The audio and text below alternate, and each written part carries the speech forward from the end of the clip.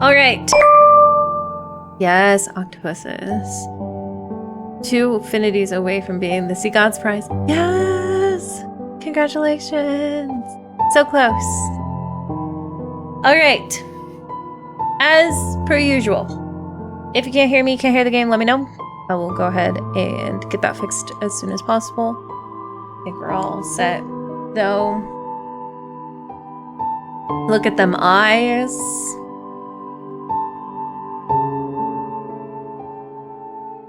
Oh god, Raphael kills me so much. I love this man. Oh, I was getting backgrounds.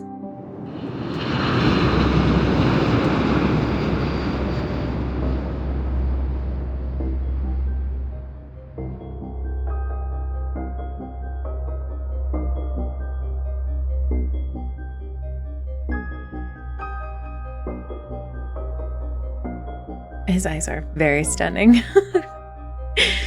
The vessel exits the navigation tunnel and lands on the planet where the Empire's foundation of faith, the Sanctite Court, is located. Following the path, while the court members serve as a guide, my attendants and I walk towards the tallest chapel on the planet. Your Majesty, please sit on the Sanctus bench. Oh, thank you. It's located on the right side of the building. Stained glass windows reflect golden morning light and cast magnificent colors across the area. Faint murmurs drift around the room. People who have already filled the observation seats converse in hushed tones. Following their gaze and conversations, I also look towards the gallows in the center of the Oh my gosh! This is not where I thought it was going. Hello, gallows? Bound to it is the previous monarch of the Cosmic Empire, Lysander. That's always such an evil name, Lysander. He's nothing more than a criminal now, a sinner.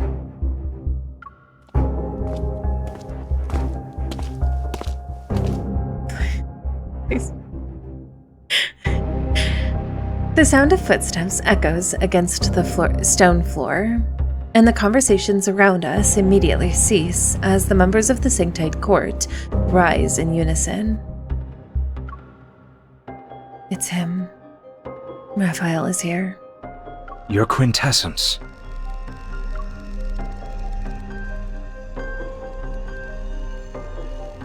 Hi, Rafi. A white hood covers half of Raphael's face as he steps through the light and onto the Sanctus bench. He slightly tilts his head to glance at me. I happen to meet his gaze. His indifference doesn't carry scrutiny, yet on me, it weighs heavy like a mountain. Lysander, like the evil guy from Pokemon? Yeah. I remain seated and make no effort to rise. He says nothing and sits next to me. This place is remote and hardly pleasant. I thought the Empress wouldn't grace us with her presence. As the Cosmic Empire's Empress, judging the guilty former monarch is also my duty. Raphael says nothing. He taps the edge of his chair, and the man standing in the center straightens his collar. And so the trial begins. As the stellar ocean watches us, our faith in them remains unwavering. In accordance to the stellar ocean's current incarnation, the Sanctarch. The Sanctarch? I, the presiding judge appointed by his quintessence, shall sentence Lysander, the former emperor of the Empire. Okay. Lysander incited interstellar warfare to satisfy his personal desires and misused Estispith. He is no longer worthy of the noble throne. Oh my. Do not speak of any man presence of Zayne. Therefore, Lysander shall be exiled to a black hole. Oh, and no one my will goodness. be sent to retrieve him. So they put him in the gallows just to scare him, and then they're actually like, no, wait, we're actually going to throw him into a black hole. It's fine. Representatives of the Empire, do you agree with this judgment? I guess. I don't think I have a choice, do I? In the Allure Galaxy, the Cosmic Empire may command all visible authority. But the Sanctite Court controls the unseen foundation of faith, manipulating the very heartbeat of the Empire from the shadows. Ever since Rafayel became Sanctarch, the Sanctite Court's power has expanded to the point that it temporarily crippled the Empire's development. Oh, okay. I kind of like the way they banish him to the shadow realms. Even though my reign as Empress hasn't been legitimized yet, facing the former Emperor's execution, I'm nothing more than a bystander. Well, didn't I already say that I agreed? This is probably the good bad ending. I mean, I agree. To ask me such a pretentious manner, to ask me in such a pretentious manner, do I even have the option to disagree? On behalf of the Empire, I agree. For thousands of years, the Stellar Ocean has continued to observe the most ancient, traditional methods for judgment. Scrolls are presented one after another to me and Rafayel. I pick up the quill pen from the table. Chains clink softly as the previous emperor raises his head. One crazed eye gleams under his dirty, matted golden curls. I never thought I'd be judged by lunatics and liars. Faith, gods, they're nothing but lies. Is this the icky man of the card? Or is there going to be another icky man? Because there's been icky men this whole time. Oh, God. And Wait. You, Oh, my no. young empress. Oh, I did not like that in my ear. One day, you will become nothing but a rotting corpse in the chapel. His gaze grows increasingly frenzied, but those words have drained the last ounce of his strength. Token Eggman. The iron chains binding him are his only form of support. That's your fate, not mine. No longer paying attention to his shouts, I lower my gaze and sign my name on the scroll.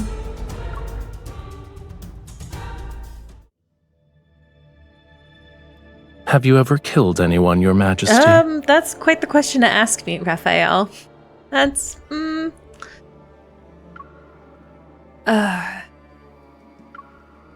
It was a joke. No, it wasn't. Once blood stains your clothes, it's difficult to remove.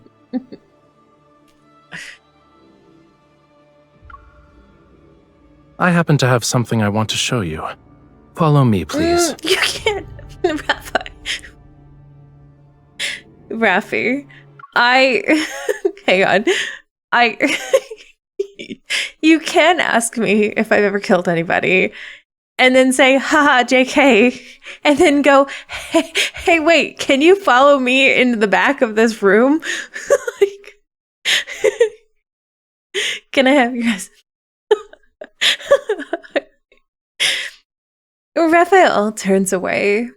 I'm right behind him as we leave, and the former emperor's mad laughter and curses still echo through the chapel.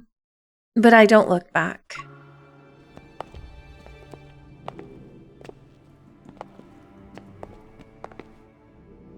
Raphael leads me to the garden. This sounds like he's like ready to. He's like, hey, first time. Raphael leads me to the garden at the end of the corridor. Next to a pristine fountain is a graceful sculpture embraced by the morning light. The Empress's coronation ceremony requires a new statue. I believe an occasion this special shouldn't be left to others. He lowers his head. With one hand, he lifts my chin to make me look in his eyes.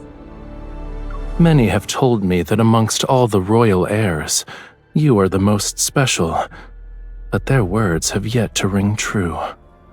Raphael, can you be less suspicious right now? Listen, I would be lying right now if I said I wasn't a little bit of scare roused right now because I like rough around the edge Rafi. Fragmented light drifts through the garden. It's as brilliant as the palace was when I first met Raphael. On that day, Raphael became the Sanctarch. As a royal heir, I stood in the great hall and looked at the young, handsome Sanctarch. He stood under the dome, painting that depicted the Stella Ocean. Many have told me that the Sanctarch is skilled in the arts. But the sculpture, the eyes are too narrow, and the lips are too thin. It doesn't look like me at all. With an almost insolent gaze, I love this MC so much. Less innocent Raph is really. It is. Look, I love scary Raph. I love scary Raph. With an almost insolent gaze, I examine Raphael's face. Then I turn around and pick up the carving knife that was set aside. I'll carve it myself. You could say I've seen far too many statues of people. Raphael grips my hand and guides it to carve the statue's face. His grip is firm and unyielding. I feel as if I'm being controlled like a puppet. Ooh, oh, that's okay. Girl, you just insulted his heart. When I glance to the side, I note the indifference in Raphael's gaze. I'm at a distance where I can hear his breathing. They were just monarchs, but they believed that once they were enshrined, they would be immortal like gods. I delivered statue after statue. I didn't have the time to properly appreciate them, since I would already be carving the next one. Raphael gently brushes away the dust from the statue's face with his fingertips. How long do you think yours will be displayed in the Great Hall? If we're actually counting, then the Sanctarch must have quite a few sculptures. The faithful dedicated them to your quintessence, after all. But when people kneel before your statues, are they praying or readying themselves to be punished for their sins? The Sanctite Court is nothing more than a symbol. To me, it doesn't matter who leads it. You only need to do your duties well. As for the other matters, it's possible that they're beyond the Sanctite Court's jurisdiction. Long live the Sanctarch! Long live the Sanctarch! This is insane.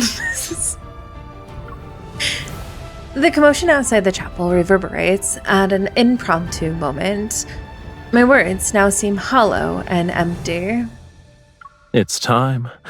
Would you like to accompany me to see those followers? No, I wouldn't. I recommend it. Just irritated, I pull my hand from Raphael's grasp. That won't be necessary. You've done so much today, your quintessence. It's time for you to rest. Raphael is popular with the public. They chime in like zombies.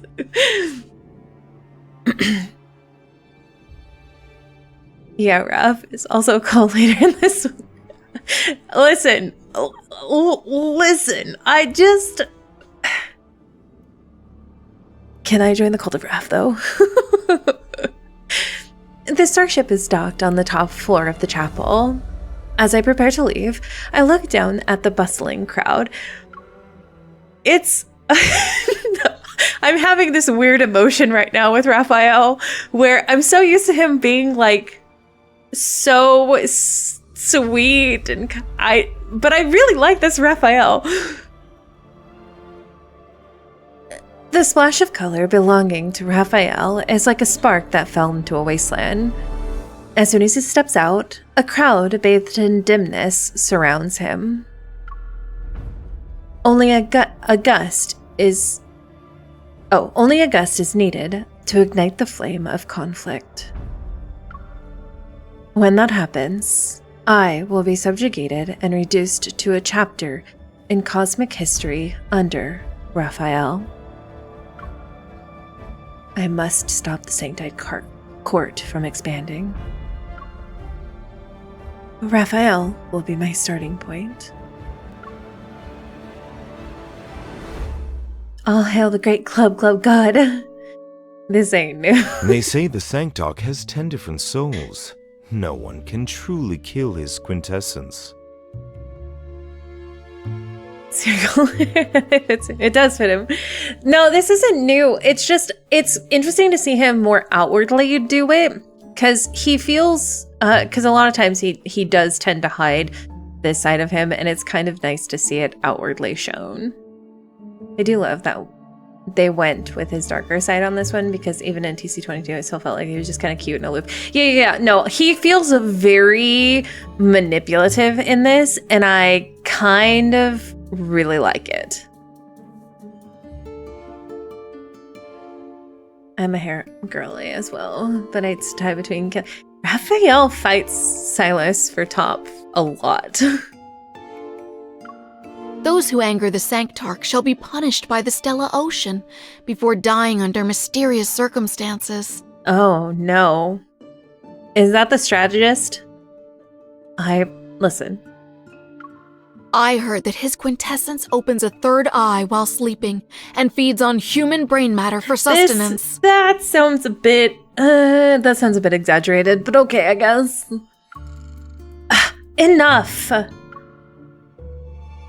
In order to understand who Raphael actually is, I summoned ministers who have contacted him.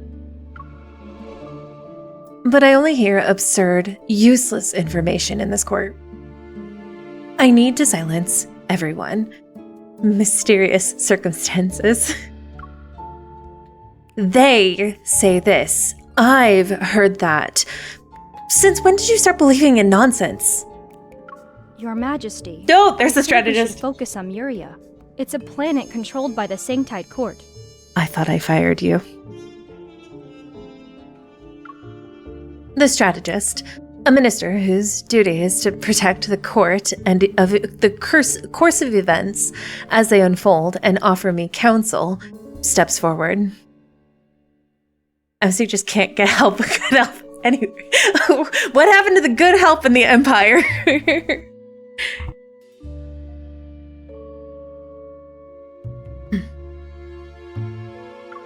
In the past, the former emperor promised that he'd hand over Muria to the Sanctarch. It was an attempt to appease the Sanctite court because of their relentless pressure on the Empire. Muria is the Sanctarch's home planet. His quintessence lived there as a child. She's just jealous.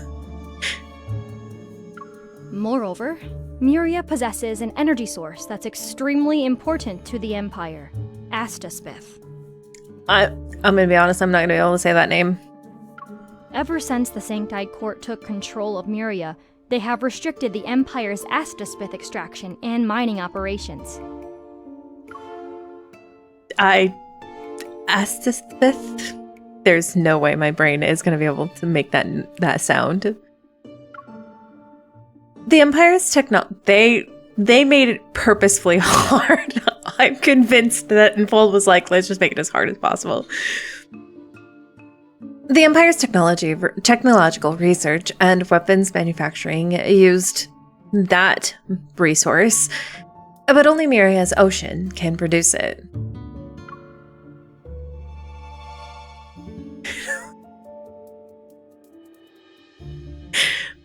There are alternative energy sources, but the Sanctite Court's actions are equivalent to strangling half of the Empire's lifeline.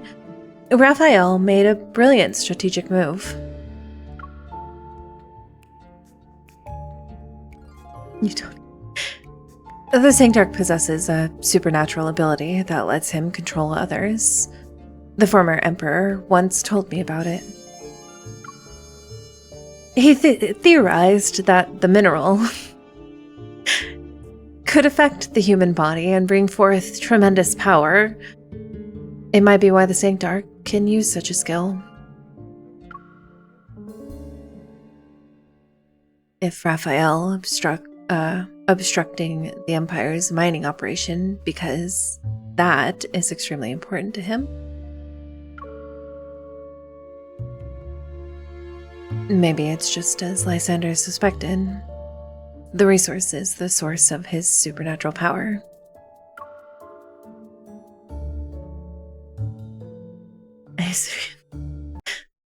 Oh, hello? Tide prayer is approaching. Fury was trying to... Seeing my train of thought, the strategist provides me with additional information. And we reviewed several records. Every year on that day, the Sanctarch returns to Myria. Okay. He goes to that distant planet from the Allure Galaxy just because of tide prayer? Grabbing a possible lead. Oh, I should have seen that coming.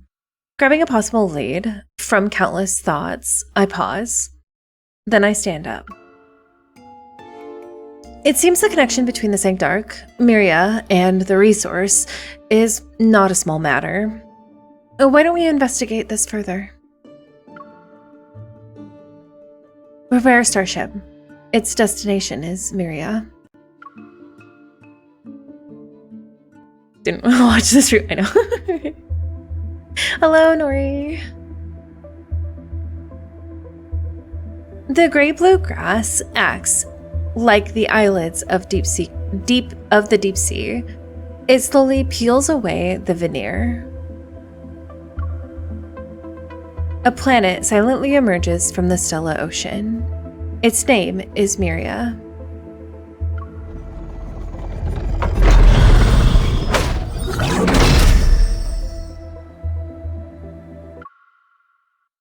The starship slowly descends and passes through the fog belt at low altitude.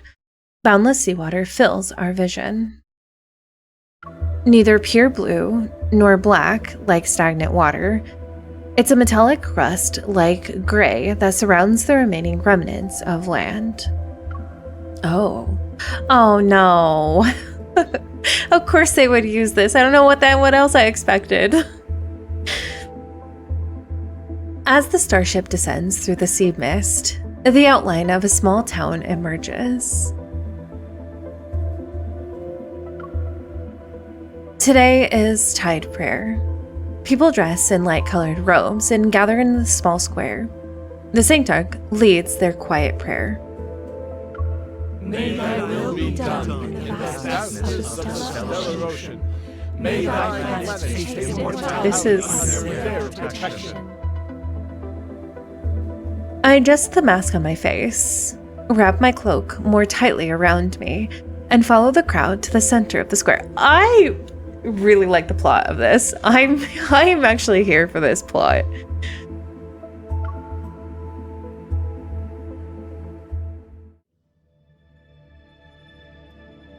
The morning light falls lovingly upon Rafayel like golden gauze draping over an exquisitely divine statue. large hood covers his face as he bestows blessings upon the people who are here for morning prayer. The radiance shall accompany Muria and all who look up to it forevermore.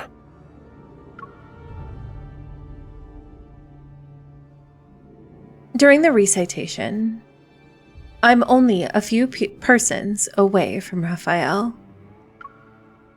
Raphael raises his head. His serene gaze is akin to a floating bubble as it seemingly drifts and lands on me. Curses. He didn't recognize me, right?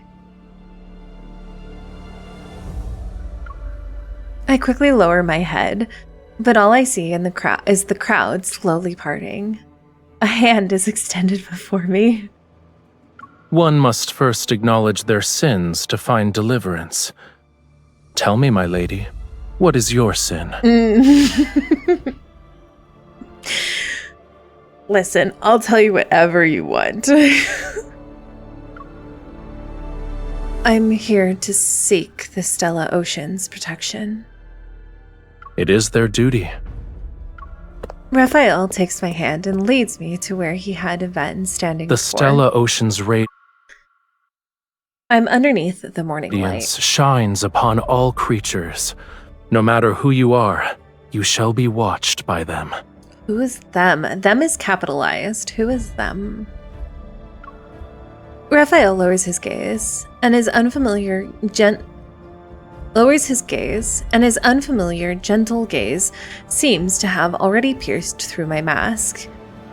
He recognizes me. By watching. But watching? This feels more like a covert warning. He doesn't want me to act rashly. He is watching me. All shall be protected by the Stella Ocean. My lady, Long I'm live dead. the Sanctide Court! Long live the Centaur! Yeah, long live the Saint. Street talk is Long live the Sanctide Court! Long live the Centaur! something indecent. I'm Ambrose, I have no sins.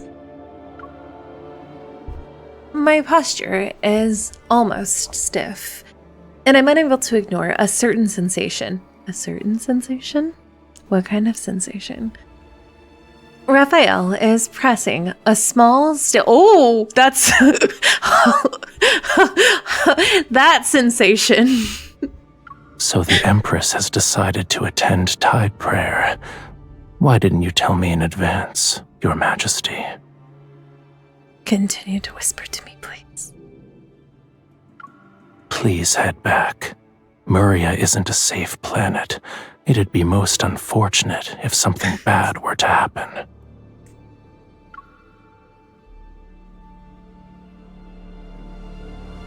The chanting lingers in the air. The prayers end, and people surge forward. The pressure behind me eases. The crowd instantly engulfs me as my attendants return to my side. We've been discovered. Keep following him, but be more careful. Your Majesty, the mining area was sealed off this morning. All the miners have been ordered by the Sanctide Court to withdraw. Oh. Last year's mining records show that the area was only sealed off during Tide Prayer, too. Oh. I know it. Tide Prayer was just Raphael's excuse to return to Myria. His real objective involves the resource. We'll stick to our original plan and go underwater. We'll look for the mining area in the sea.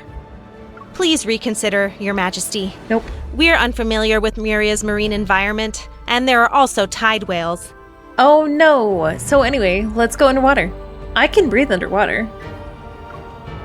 Tide whales are legendary sea beasts that are extremely dangerous. They can appear and disappear without a trace, and one is capable of destroying 2 or 3 submarines. The existence of tide whales has never been confirmed. Besides, something's not right. We can't just let this lead go to waste.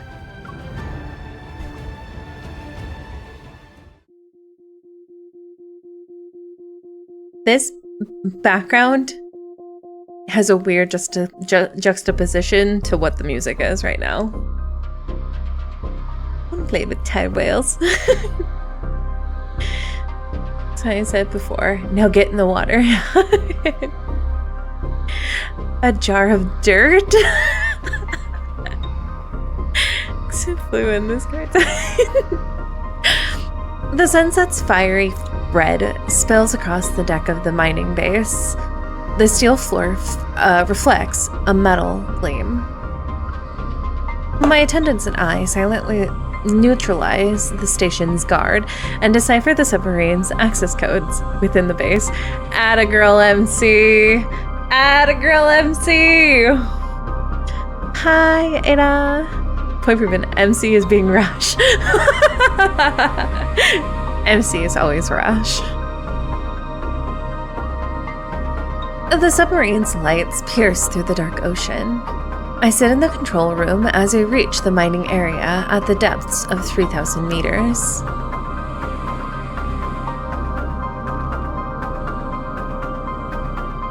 Warning. Continuous anomalous fluctuations detected in the magnetic field ahead. Navigate the area. Following the direction of the anomalies, the submarine descends. Slowly, the seawater is illuminated by a fluorescent blue light. Where's my bodyguard? Look, MC may never do what's good for her, but you can't deny she gets her. I mean, it's true. She an empress or not? But she is the bodyguard.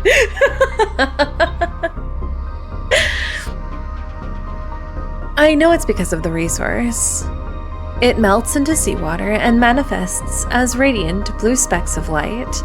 They float and shimmer with the current. Oh, that's cool. I've only seen extracted before. I never expected it to be this bright. It can almost illumine the entire ocean.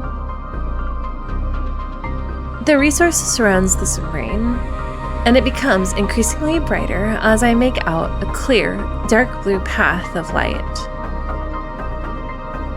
At the end of it lies a sunken, abandoned structure on the seabed. Move closer to get a better look. Yes, Your Majesty.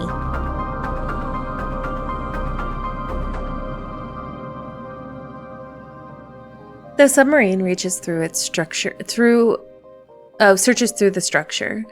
After we pass several ornately curved stone pillars, our field of vision expands. This appears to be a garden.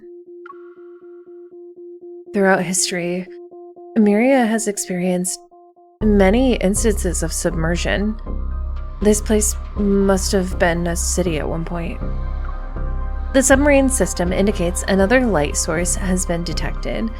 Masses of the resource appear. They swirl around a colorful cluster of coral. I slowly approach. The murky seawater becomes clear and reveals a sight I can hardly believe. Is that a person? Hello?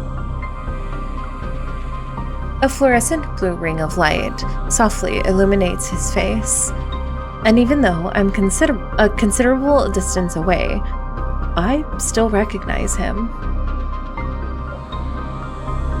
Is it my man's? It's my man's. Oh!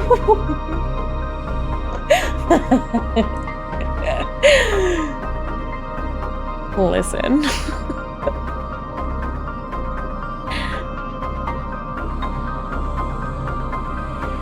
Listen. Without his mask and robes, Raphael no longer resembles a lofty Saint Dark. He rests quietly in the coral, as if he's in a peaceful slumber. That's my glow-in-the-dark fishy toy. You just heard fishy time. Well, hello there. Raphael? Why is he here? The resource gathers around him and forms slender chains of energy. They pierce his body.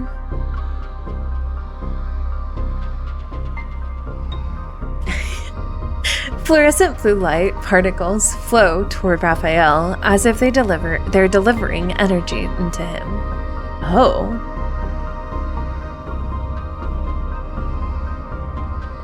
The resource can be directly injected into the body and become usable energy. This will surely bring unimaginable power to the Empire. Oops, did we run into him? Oh no. Let's just enjoy the view. It's fine. Shirtless guys on here. Before my gaze moves away from the sight, torrential roars shake the seawater. The radar is sending out alarms. A massive tail sweeps over the submarine, and a ferocious sea monster bursts through the darkness. The Empire's submarine of the highest grade is destroyed just like that. A tidal whale? How is this possible? In the violent impact, I fall into the ocean. Although technology allows me to breathe underwater, I feel pain. Raphael is still there. In this critical moment, I don't have time to think about how... I don't have time to think about how he might be someone I'm supposed to kill. My instincts tell me to save him. The violent turbulence fails to wake Raphael, so I grit my teeth, swim to his side, and grab his arm.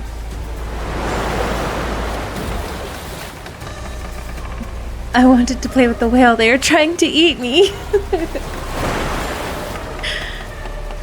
But the resource acts like vines that are growing from his body. They're resisting me. Flames soar towards the sky from the submarine's location. I tear Raphael, I'm running out of time. Desperate, I pull him back. When the submarine explodes, I tear Raphael out of the coral formation.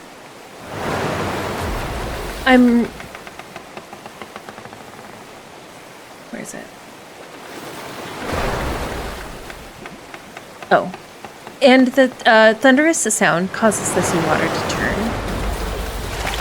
The sea monster shadow looms over me.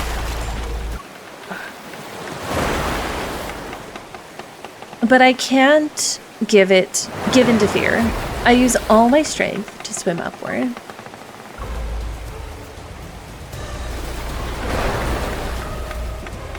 But the seawater's depths are too much.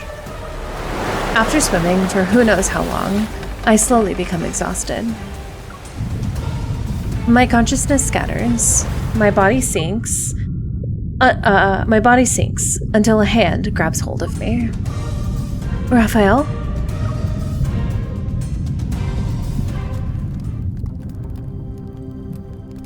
Oh.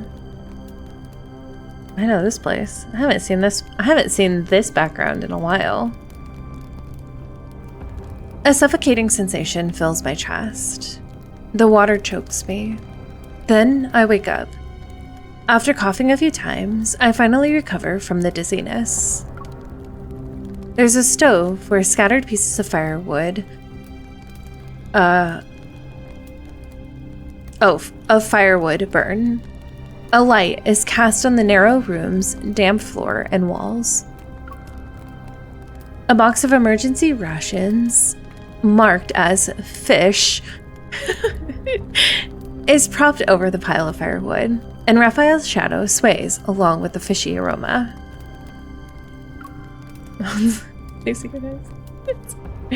Snowy Serenity, yes. Oh, Raphael? I didn't mistake him for someone else in the ocean. But where are we? How is he still... Eat. Oh. Okay. Fish snacks. He is the snack. As he speaks, he tears open the package of fish and places the food on the ground. No, Raphael, why would you place the food on the ground? It's dirty. Are you embarrassed? Oh. Oh, it's a kitty. A thin, trembling kitten emerges from the corner and eats happily. This is for cats. Are you a cat? I mean, Silas would beg to differ, but I mean...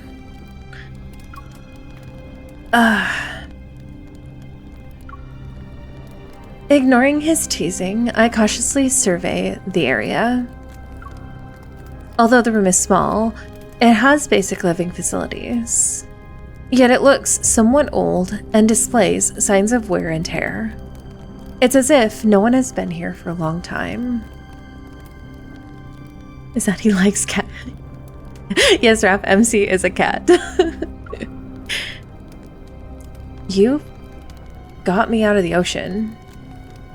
Where are we? This is a temporary base that people used when they mined Estus pith. It was abandoned a long time ago. When we surfaced, this was the closest location. We'll be resting here for a while.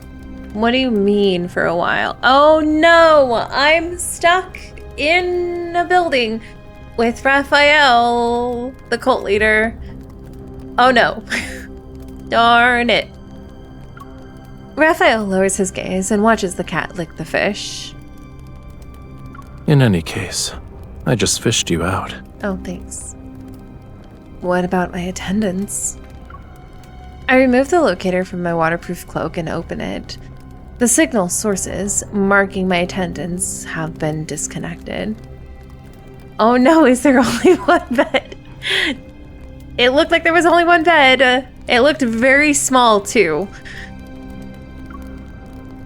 I hope nothing bad happened to them.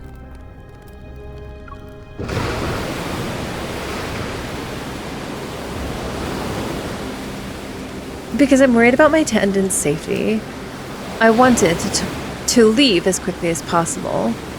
But I don't think too deeply and pull open the heavy iron door. In the endless darkness, icy rain, water, and wind hit me. I can't open my eyes even though I'm near the door. With no other choice, I close the door. It's true. You're the one who got disconnected. Oh, that sounded like genuine concern. Can you say that again? This place is far away from Muria's main island. We have to wait for the storm to stop before we can leave. Oh no, you're saying we're stuck here in a storm? Your people are alive on the main island. Even if they could rescue you, it'd take at least a day. With only one bed with this hot cult leader.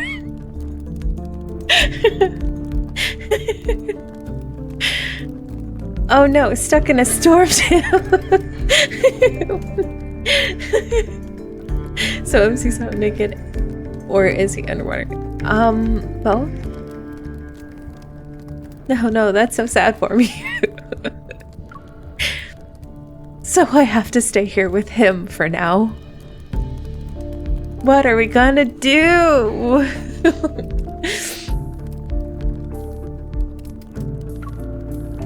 At least a day in close proximity? Oh no, forced.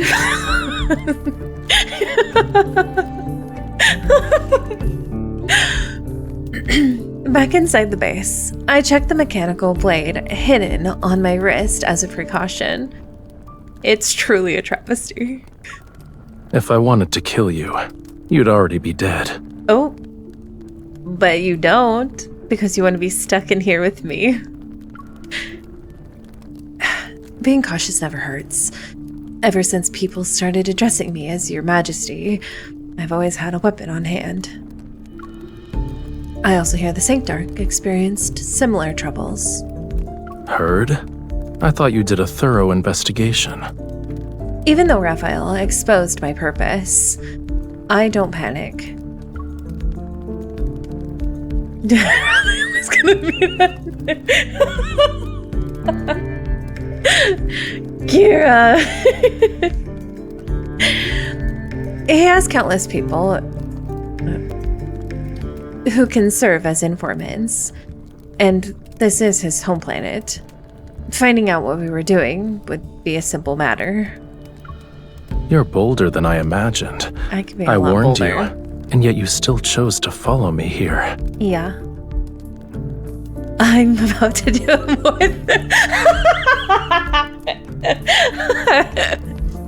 He did say he liked thorough investigations in Veiled Whispers. I'm just saying. How else can a person uncover the most valuable of secrets if they don't venture into danger? It turns out the revered Sanctarch has to absorb the material to sustain himself. And the material also allows you to use those mystical powers, correct? People who know too many secrets don't live long. They're not secrets if I could find out about them. Then now they aren't secrets. Hello? Why did he breathe that way? His words are threatening, but Rafayel acts as though he's the only one being threatened. MC, have you met Rafayel before? He always acts like he's the only one being threatened. The color is drained from his face in the blink of an eye. Realizing he's unwell, I cautiously sit up and move closer to observe his condition. I'm not sure if I'm seeing things, but there seems to be faint blue specks of light on Rafayel's skin. He's so angry. Of course he does.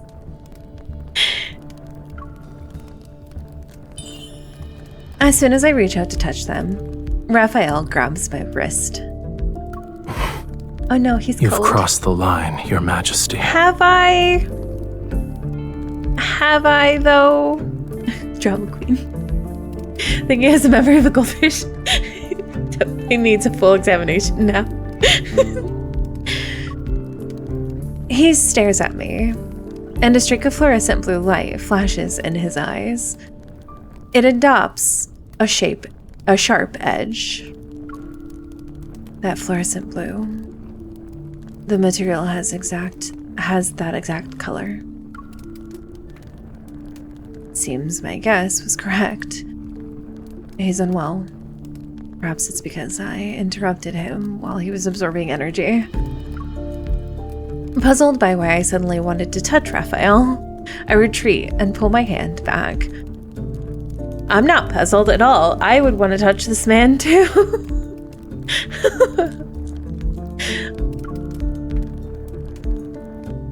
Don't misunderstand. I thought that if something were to happen to you here, the conflict between the Empire and the Sanctite Court would escalate. Assuming this conflict exists, why did you save me? Have you not seen yourself? Miria was once under the Empire. In other words, you are also my subject. Can a ruler stand by and watch her subject die? You're so kind. Thanks. I do my best. Poor fishy needs some TLC. Rafayel turns away, his breathing heavy. Hot air leaves his nose. I stand, walk to the table, and use the firelight to find a drink of water, or the drinking water tank in the corner. Ebb and flow to electric boogaloo. After confirming it's clean, I take a small bowl and get water for Rafayel. Oh no, he's got that face. Here, drink. He lifts his eyelids to glance at me. His expression is somewhat perplexed. You did save me. He's thirsty. I just need to rest. I'm not dying. Are...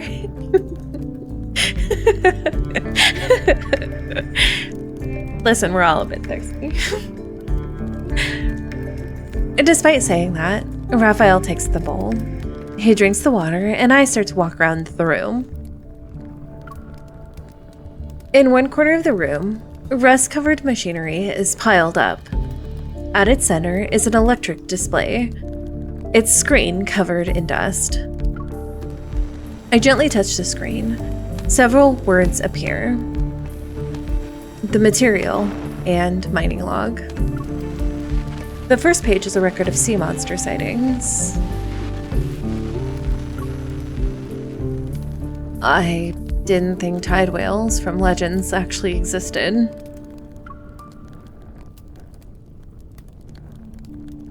Oh, he's very Many close. entities in those myths might be real. At some point, Raphael had moved behind me. When I turn, I almost bump into his nose. Let's hydrate, ladies. His pupils and skin have returned to normal, and the fluorescent blue marks have disappeared. Because we gave him water, he's no longer thirsty. He recovered, I suppose. According to those legends, the Sanctarch eats raw meat, drinks blood, and sleeps with his eyes open. But judging by what I've seen today, that's not exactly accurate. Besides, the important thing things that do matter, don't appear in myths. We're close enough that I can hear his breath. The tension is so good right now. Raphael's gaze is no longer sharp. In fact, there's a nonchalant laziness to it.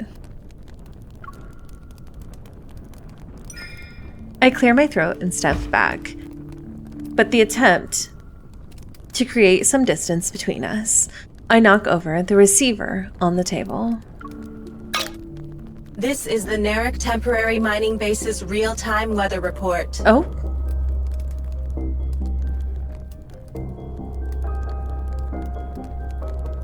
At 2025, the 2-hour storm will gradually end in the Narek Sea. With a visibility of less than 8 kilometers, the northern part of the ocean will face level 4 winds. I'm stunned. Raphael takes the display from me, flips forward a few pages, and looks down. Since your curiosity knows no bounds, I'll tell you a story. Oh no. Oh no. Oh no, I'm nervous. Raphael tosses me the display and I catch it.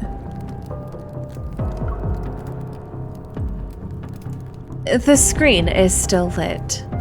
It has only one line of text. This sea no longer looks like our home. Where else can I go? Once upon a time, there was a thriving seaside city in Muria. It had an abundance of natural resources. In the vast cosmos, the planet remained undiscovered for a long time.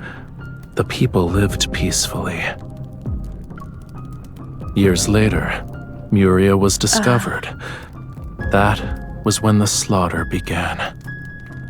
Before the technology for extracting astaspith was fully developed, the few survivors were used as mining tools. There's strong pay on the weak. I would hope both of us understand that. If you aren't the person standing at the apex, then even survival itself becomes a luxury. Isn't the tension between the Empire and the Sanctite Court also a form of survival of the fittest? Raphael turns off the receiver, and the static in the air disappears. Is that why you want power? You don't want to be weak. You just refuse to be defeated in this race. Or rather, you want revenge against the people who harmed this place. They've already paid the price. The execution of the former emperor is one part of it. Opposing the Sanctite Court won't be beneficial. This is really good. Librarians can't catch a break in any universe, honestly. That's when the Fire Nation... No, this... I think... Oh my gosh. This card is so good. I love this card. If this was like an actual TV show, I'd be so sucked into this right now. And noticing the implication behind Raphael's words, I go to a blank page on the display and draw a few lines. The diagonal lines are at the eaves of a roof, and two small figures sit under them. The wavy lines represent the burning firewood. Everything matches our current surroundings. The present is the present. The future is another story. Since neither of us can go back, we might as well pretend you are not the Sanctarch and I'm not the Empress. We can at least try to be friendly. Raphael stares at my simple sketch and touches it. As if waking up from a dream, he sweeps his finger across it, like he's cutting thin air. The drawing disappears. Let's go. To whence? The rain has ceased. We'll visit the small islands around the temporary base. Maybe we can contact your attendants. Yes, this whole AU as a television series would be absolutely incredible. And you'd be able to have each guy like interact with each other in the TV show because they're all from different it's so good. It's so good. Hi SoCal. Outside, the sea's surface has calmed down. This is a small, low structure built from materials that won't easily erode from seawater. Waves crash against the jetty outside the base. Droplets land on my shoes. I follow Raphael and board the speedboat at the end of the jetty. The propel spins, stirring up the seawater. The base's figure slowly recedes into the night. After traveling for some time, a narrow strip of land emerges from the mist. The town's lights twinkle, and the sea breeze carries distant, melodious, cheerful music.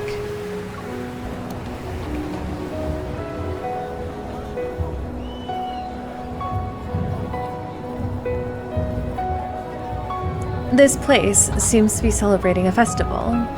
Streamers hang from buildings with neat, pointed roofs. The shops on both sides of the street glow with warm lights. Raphael did say Myria was destroyed during an invasion, but the streets before me show no trace of disaster. Coming here from the silent, dilapidated temporary base makes me feel like I've traveled through time. The locator beeps twice and calls me back to reality. It indicates the connection has been restored, and I send my coordinates to my attendants. Every year on the night of the Tide Prayer, they host a celebration. A fragrant aroma wafts over. Raphael hands me a paper boat filled with grilled fish. Take it. This is the grilled fish I owe you. Thank you.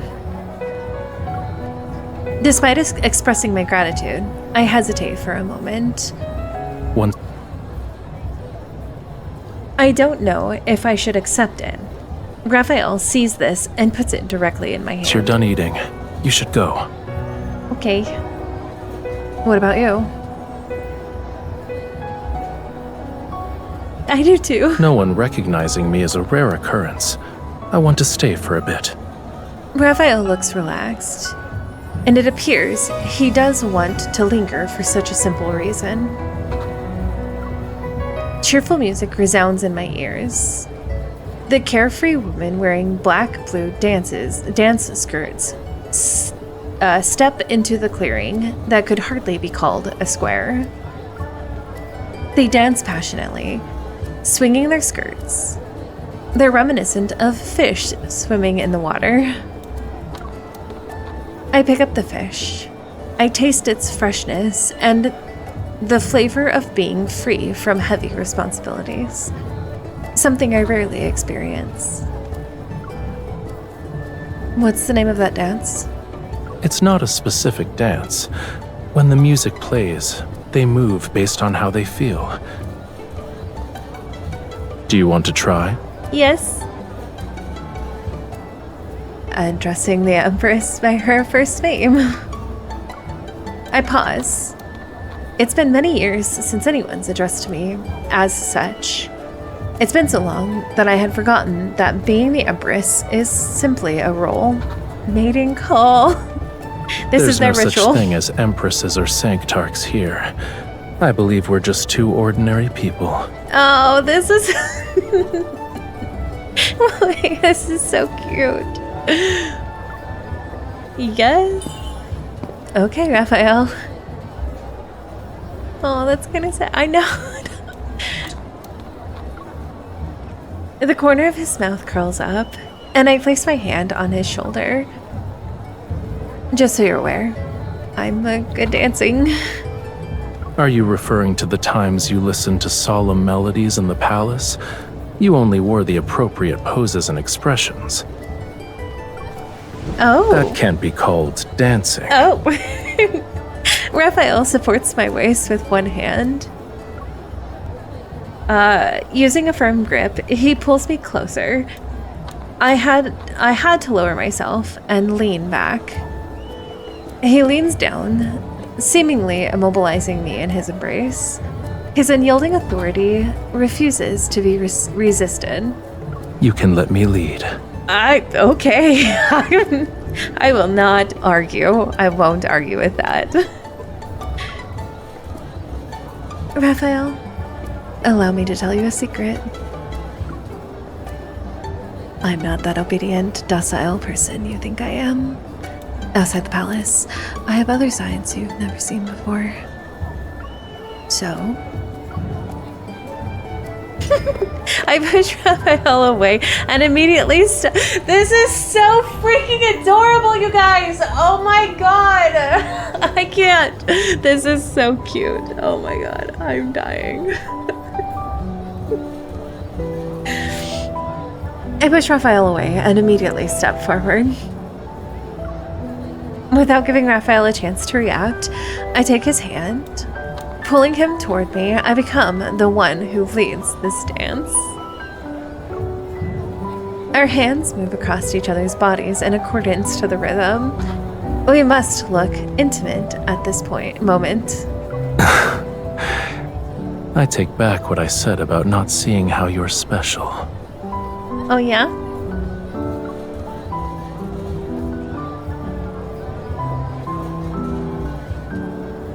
As the music gradually fades, Raphael catches me.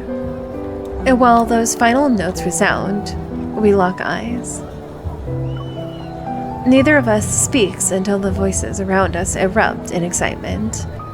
Only then does the air seem to rush into the space between us. Wait.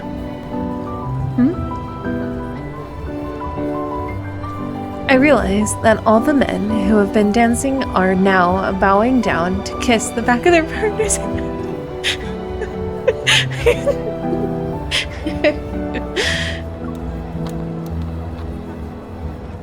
But kissing the back of one's hand has another meaning in the Empire.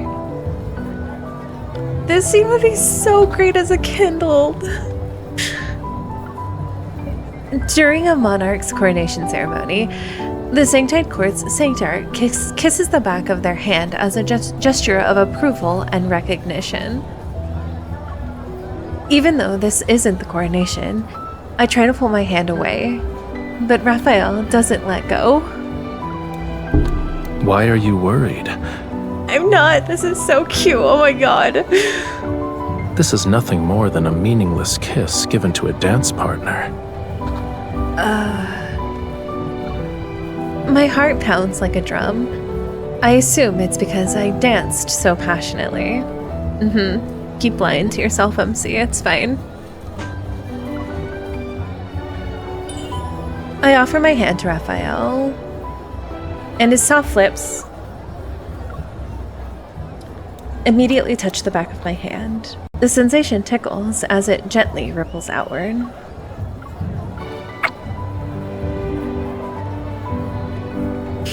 Hi. We do need a Raffy dance scene. For some reason, a thought appears in my mind. If there's anything that could commemorate these few seconds, it would be this kiss. The locator on my cloak vibrates. My attendants are sending me a signal.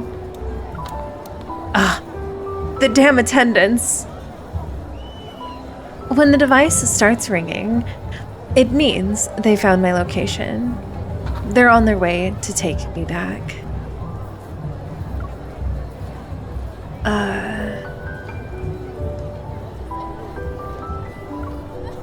My freedom has already come and gone. I feel a hint of regret. Do you want to stay here? No. A thought involuntarily arises in my mind. In the time I have left, what else can I do with Raphael? My gaze falls on Raphael, and I realize I shouldn't dwell on it. What I must do is wait for the moment when we part ways.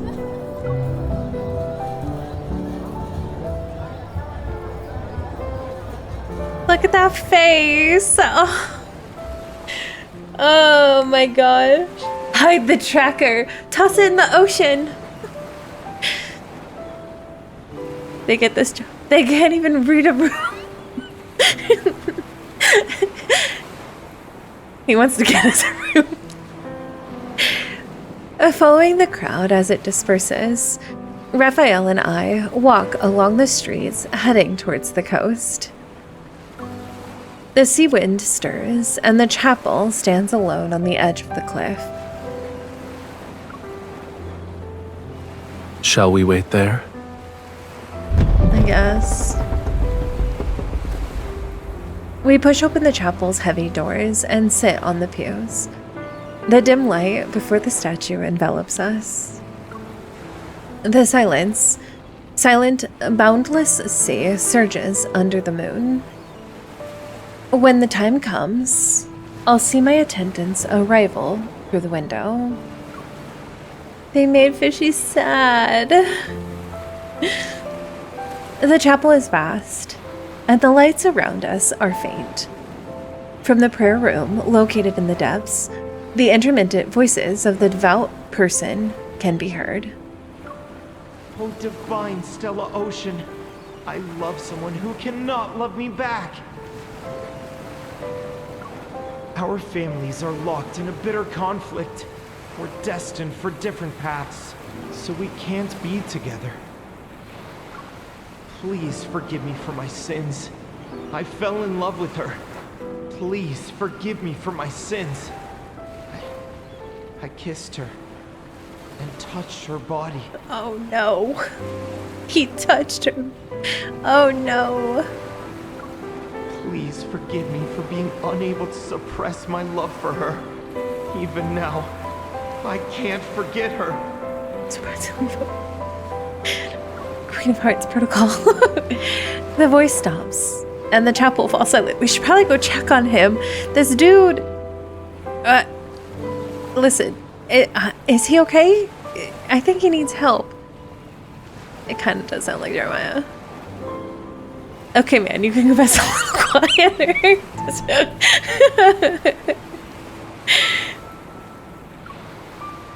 But his prayers linger in my ears. They turn into thoughts I can't ignore.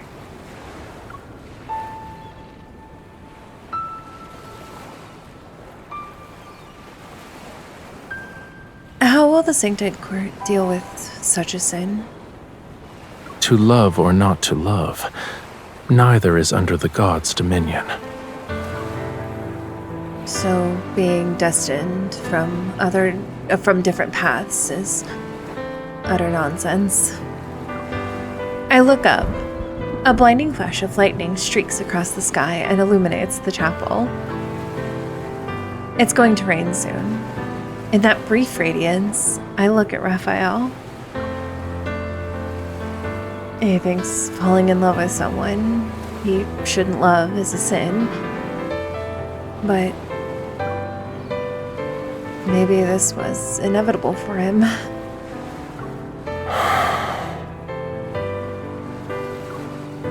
The downpour starts. I can almost believe my heartbeat is the sound of rainfall. Using the heavy rain to drown out my racing heart, I move an inch closer to Raphael. In that quietness, Raphael watches me for a long time. Then he gradually leans in until our bodies are seemingly pressed together. Oh no, I have fallen in love with the Sanctarch. I see my reflection in Raphael's eyes right before our lips touch. Yes, this is so good. This is so good. Oh my gosh. Perhaps he no longer sees an inexperienced empress. Rather, there's only a woman he still wants to be close to after stripping away every identity. Ah, damn it! It's time. You should leave.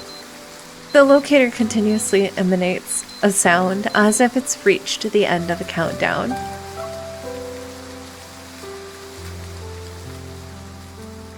This is so good.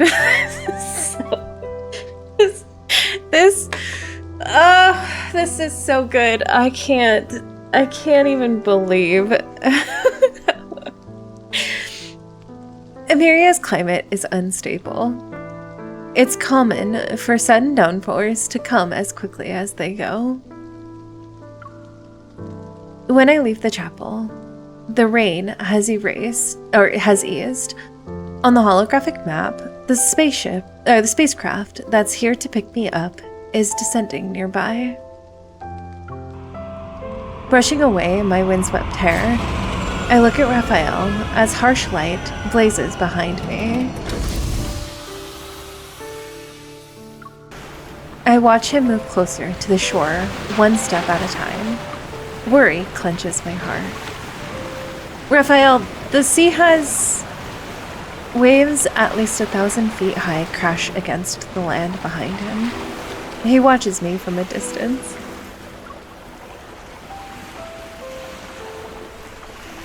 I don't really want you dead anymore.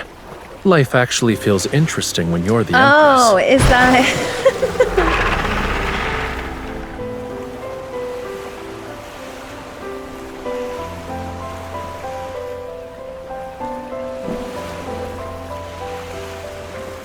Hi, welcome in. A tide whale leaps out of the water, its massive shadow enveloping me and the spacecraft. Raphael falls backward into the sea. Then the tide whale crashes into the ocean with a thunderous roar. I chase after them. Raphael's figure stands on the departing sea creature as it leaves behind waves reminiscent of mountain ridges on the water's surface. So Raphael and the the tide whale aren't enemies. Fire the attendants for interrupting the moment. Fire the strategist. Throw them all off the side of the building. This is... That was... Why are there so many scenes in these cards that should have been kindled? So many. There are so many. My cheeks hurt because I was smiling so much. That was such a great scene. That's gonna live rent-free in my head for so long now. Get rid of the whole court. They're all incompetent. That night, Myria feels dreamlike and ethereal. It only visits me after the sun sets in those darkest hours. But the time in which I've awoken up from that dream increasingly grows longer. Sitting upon my throne, I calmly issue the order to form a blockade around Myria and discuss strategies related to the planet and the resource mining. As I expected, Rafayel would never allow the Empire to manipulate him like this. Several Imperial officials have died, and so a banquet called the Grand Unveiling has caught my eye. It's a grand event organized by Rafayel. Everyone in the court, or in the Empire, is vying for an invitation.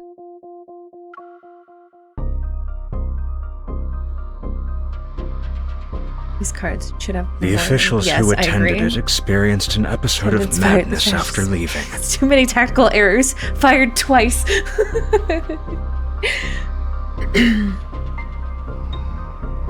They squandered their wealth, destroyed their reputations, wrote countless bloody confession letters, and took their own lives at the doorsteps. I found this in their homes. The minister hands me an envelope. Opening it, I find an invitation to the Grand Unveiling. It's from Rafayel. The Sanctarch organized this banquet and invited the Empire's most powerful ministers who wielded real authority. Their wealth and reputation are secondary. What matters is the armies under their command. The Sanctite Court can't match the Empire in military strength. They need troops to break through the blockade. First to use Tide Prayer as a pretense to absorb the material. Now he's using banquets to gather forces so he can fight the Empire. Rafayel, you're using the same old tricks. A general standing in the Great Hall steps forward. Is it Grand General Zayne? And presses a dagger in an ornate sheath. Your Majesty, this is a dagger forged from Estispith. Please accept it for your protection. The Sancti Court shall inevitably challenge us someday. I hope you'll prioritize your safety. It depends. Will my safety be at the cost of my love? Because that's going to be a hard choice for me. I draw the dagger halfway. A fluorescent blue light shimmers on the sharp, cold blade. I find out what officials received invitations to the Grand Unveiling. I want a thorough investigation. In a few days, I'll visit the Sancti Chapel to confirm the details of the coronation ceremony. Until then, don't act rashly. It doesn't matter what happens. They bow and acknowledge their orders. I look down and slide the dagger back into its sheath. Look at this banner I got. Nice. That's exciting. Congratulations. Before the coronation ceremony, the Empire had already deployed troops to Myria. It was to control the mining areas and set up extremely strict procedures. Authorization protocols have been set so that the Empire can start at any time. The material became a resource under the Empire's control.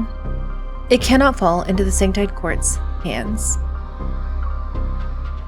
And just like that, these forceful measures shattered the superficial peace between the Empire and the Sanctite Court. Oh no, this is very... What I've noticed is that a lot of these are actually very reminiscent of like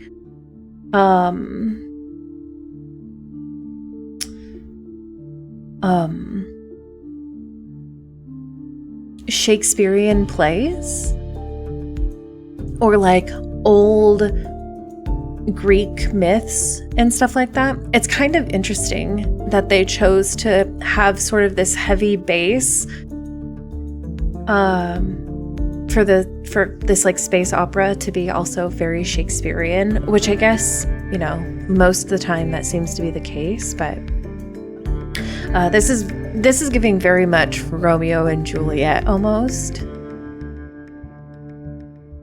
At night, everything is still in the Sanctite Courts Chapel. I'm staying here with several attendants as I wait for tomorrow's coronation ceremony. I expected the Sanctite Court to be troublesome, but surprisingly, everything has been going smoothly. I think that's why I've enjoyed them so much too, because it feels very... It's very old literature. It's just that the Sanctarch hasn't shown up once. Because your room is filled with attendants, ma'am. Kick them out. Oh no, Raphael, I'm alone in my room. Your Majesty, this is your room. Thanks. Am I going to be staying here by myself? I nod and remove my robe, but I'm confused as to why the maid is still standing in the doorway. Get out! Leave! Is there anything else? The maid remains silent, her forearm twitching as she pulls out a note from her pocket. Yes, yes, yes! Upon closer inspection, there seems to be a fluorescent blue light clinging to her skin. Get out, ma'am. Raphael? He's using his power to control her. Annoyed, I unfold the paper. How are they attendants? They can't even read their master's mood or read the damn room. I think maybe it could be Caesar by Shakespeare. It could be Caesar also. I would have to think more on it by Shakespeare. But there's definitely, yeah. Top floor, to the west, second to last room. Raphael signed this. You're giving this to me now? What do you want to do? I subconsciously check the dagger that's strapped to my thigh. After tomorrow, I will officially be the Empress, and Raphael will be nothing more than the Sanctite Court's Sanctarch. This is the last night that belongs to us. Two people without any identity. This is so good. Oh my god. I will attend this meeting.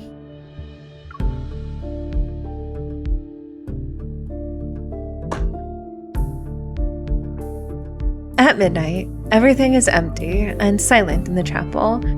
The flickering candlelight illuminates the corridors. Reaching the location mentioned in the note, I push open the door. The starry sky enters my vision, and there's an airship beside the launch pad. Are we gonna go fly away with each other? Under the starlight, Raphael stands quietly in front of me.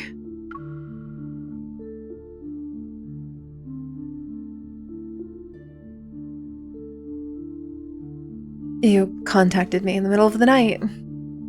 Are you not going to tell me where we're headed? So you wouldn't have come if I didn't tell you? I'm speechless. The airship's hatch slowly opens, and I follow Raphael into the cockpit.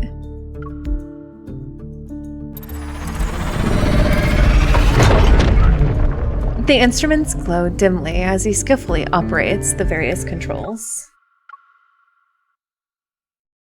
The airship stirs up air. With a roar, it launches into deep space.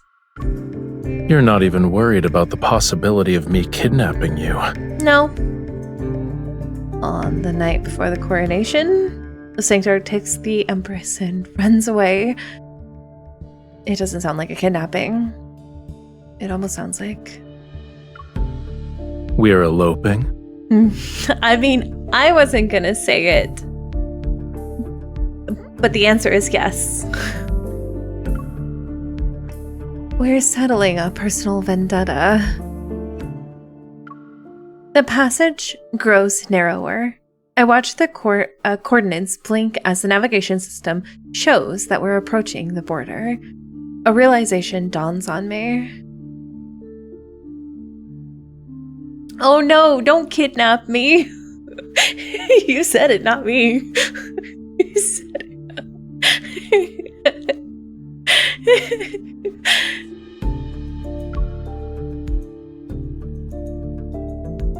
Are you taking me to the interstellar fortress? You're clever. Joke's on you, you can't kidnap the willing, Rafayel. It's true. It's true. The interstellar fortress acts as a barrier. The sentinel standing in front of the deep space forbidden zone. Beyond it, the area is filled with turbulence and debris.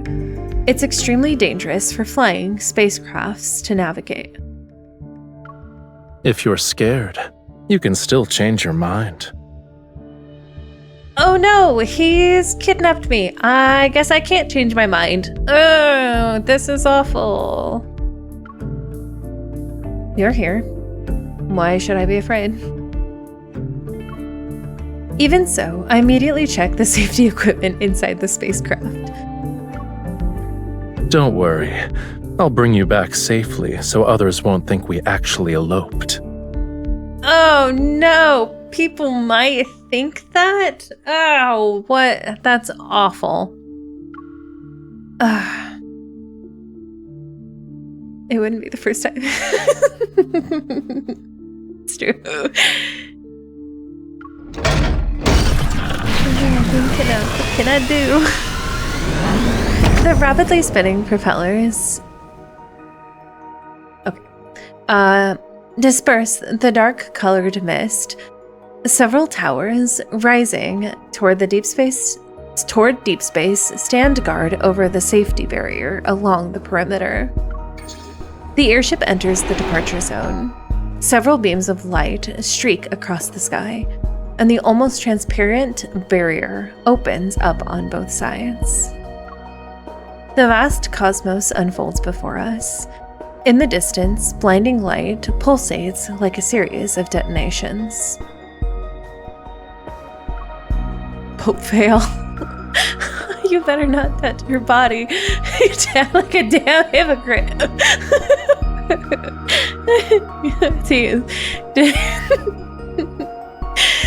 Another neuron star has exploded somewhere far away. You've seen meteoroids explode in space? When I was young, I was kidnapped because of my status as the crown princess. They took me and fled. Since they chose to only use the hidden interstellar routes, I saw it once during a journey. I thought you were well protected since childhood. It's because danger was always lurking. Special protections were par for the course. So what happened? I finished them off personally. I got too bratty and they hated me, so they returned me. You must repay any grudge, huh? In a way, you're just like me. Sit tight. Okay, that was kind of cute though.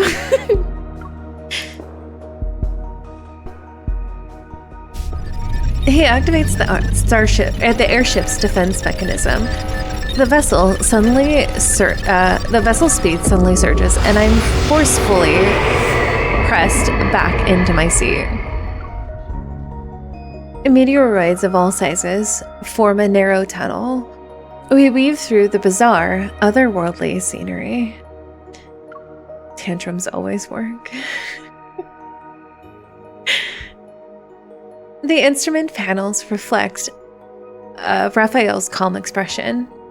Amid the violent turbulence, he pilots the airship and breaks free from the obstacle-filled galaxy.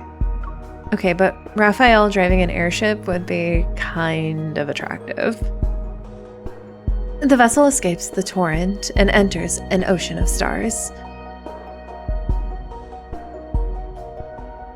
I don't know how to help you.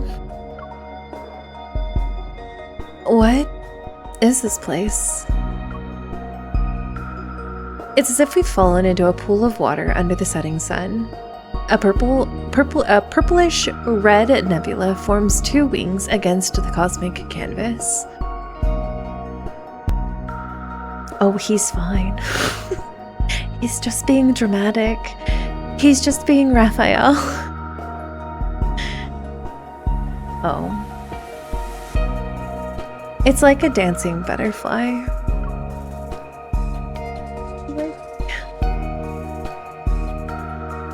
The Butterfly Nebula is the result of two meteoroids colliding.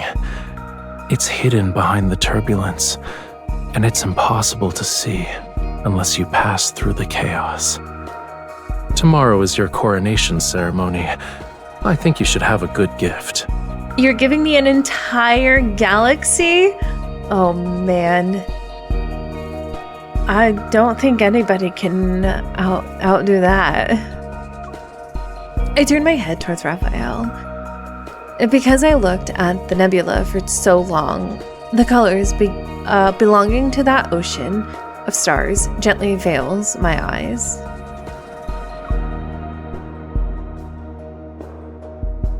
In my vision, Raphael is also tinted in those hues.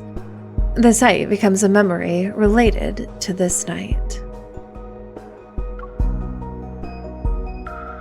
It's more beautiful than when I saw it as a child. Thank you. Lunar Envoy. Oh, it does kind of look like the Lunar Envoy one. Did you pick it up for the tank? At this moment, I seemingly have gained the freedom to be honest with my feelings. I envy those two meteoroids. One of them collided with the other. They couldn't escape their fates, yet in the process, they became a rare, beautiful spectacle. Listen, we can do some colliding. I'm sorry. They've been shattered, broken into little pieces. Oh, no. Is being envious of that worthwhile? Sorry, I mean... I won't accept such an outcome, and I don't believe in fate either. We can still collide.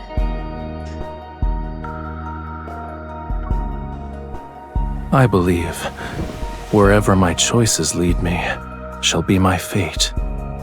Before I can fully process what's happening, Raphael leans toward me. His palm, clad in his searing warmth, is pressed against my thigh over my clothes.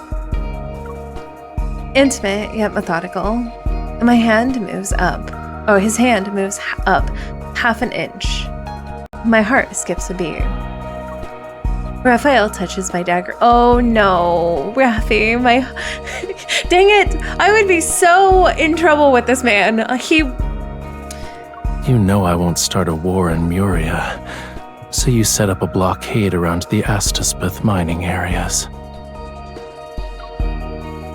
You figured it out. Many have sat on that imperial throne. I thought you'd be the same as them. In the dimly lit cockpit, our breaths mingle as Raphael moves closer. I can feel his gaze on me. Judging by his expression, I realize he's aware that I brought a dagger. He also knows where it is. You're not the first ruler who wanted to kill me, Living up to his occupation. but you're the first to call me by my name, and the first one to dance with me. He pushes my robes aside, but what touches me isn't Raphael's hand. It's a cold glass bottle. He tucks it under my thigh strap. The item sits next to my dagger. I found an interesting bauble. When two people drink this potion, they will form an unbreakable connection. They will share each other's joy, pain, and no, Raffi. No, Raffi. Oh no, Raffi. It's not love per se, but it's almost like it. Raphael gentle gaze floats and settles on my lips. You can choose the dagger or the potion. Oh man, this is so good. The distance between us is no bigger than a hair. We stare at each other and share a look that's impossible to decipher, to surrender to. In that daze, my memories of our time in that chapel in Myria return. Our breaths intermingle as we were almost pressed up against each other. But that was merely a momentary lapse of judgment. I should erase it from my mind. Raphael, I want to secure my position as Empress. The choice I'll make is the one you don't want to hear.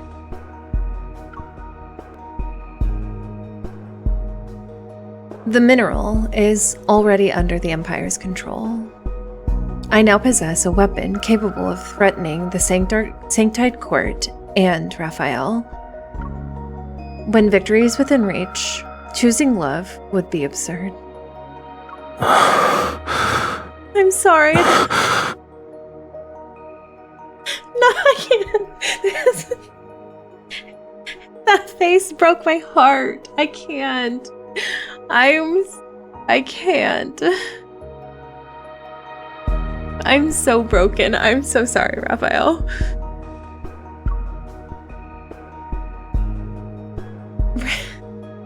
Raphael averts his gaze and moves back to create an appropriate distance between us.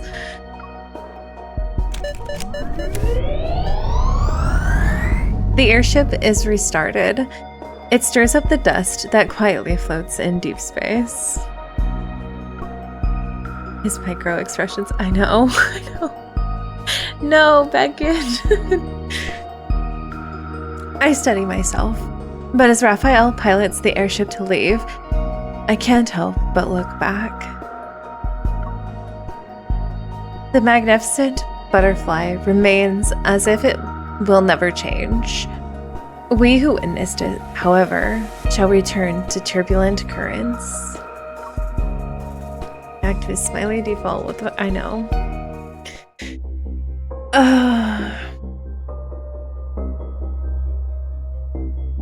A sunlight passes through the opening at the top of the dome and falls onto the sacred chapel where the coronation ceremony is held. Under everyone's watchful gaze, I stand before the stained glass window, wearing my robes for the coronation ceremony. I look up at the sculpture that belongs to me.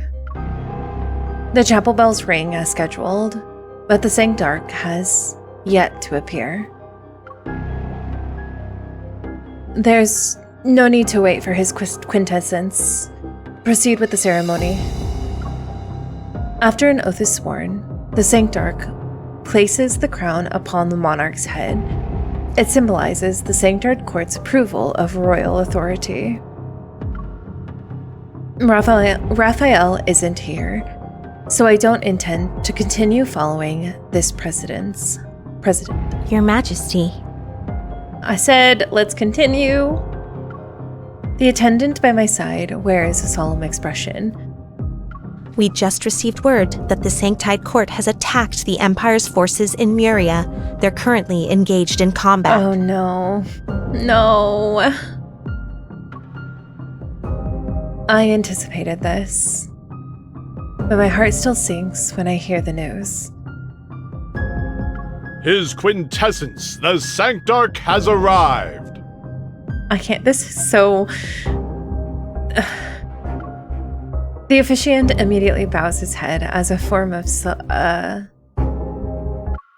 salutation.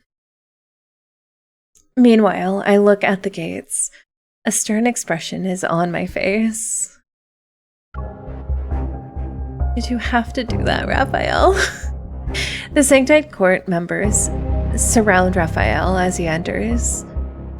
Today, he's wearing the most ceremonial, solemn attire that belongs to the Sanctarch.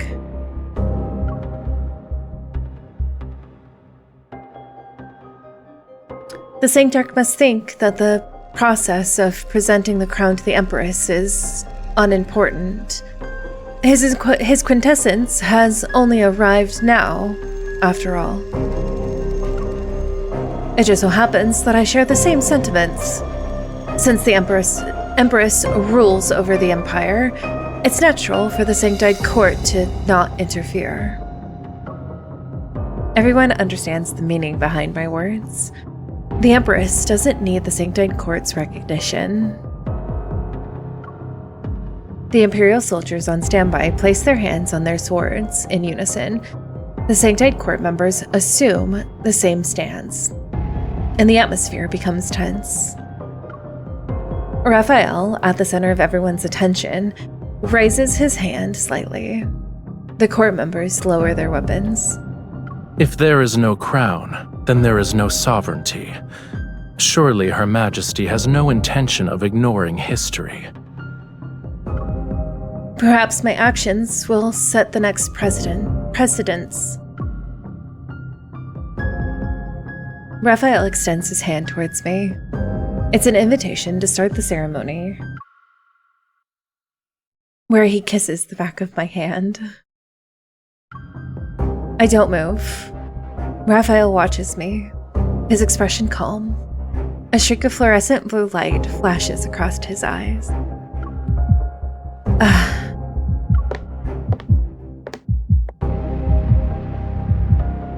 Raphael's gaze controls my movements. Oh! My consciousness scatters for a moment, and I watch myself place my hand in his palm. No. Oh no, oh my god. He's using his power to control me? He bows slightly and places a gentle, warm kiss on the back of my hand. I can only look at him. The person before me is strange and familiar. His kiss on the back of my hand overlaps with the memories of the time in Muria.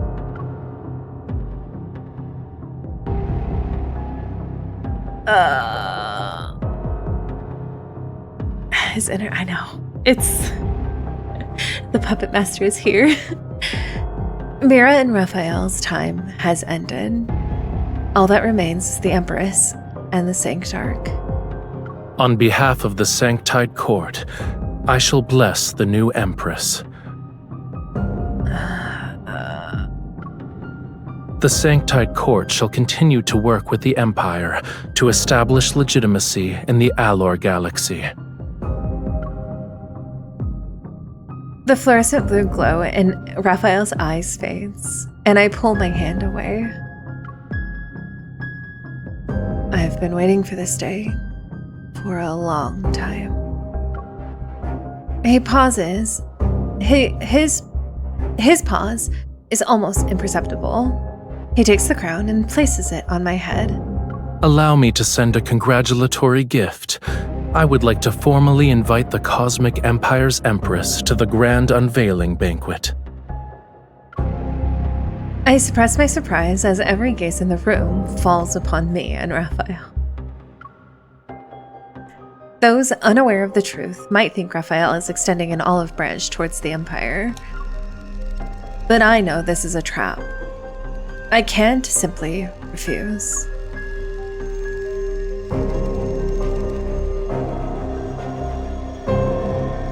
Once the ceremony has ended, the statue of me returns to the palace. Your Majesty, where would you like to place your sculpture? Not in here. Put it in the basement. I don't want to see it. The sunset's glow filters through the window on both sides of the courtyard. Like gauze, it covers the statue's face. He's about to duck on me. I trace her eyes with my finger and wonder how long it would take for Raphael to carve this. I don't want the sculpture. I draw the dagger meant for Raphael from my thigh strap and viciously stab the statue. This is so good. The stone cracks from where the blade has plunged. Tiny fragments tumble down.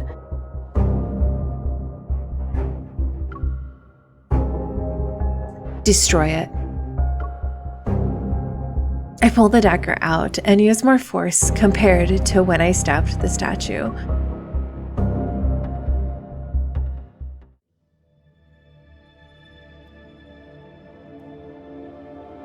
Battles have raged on in Myria for months. Daily battle reports flood in like snowflakes.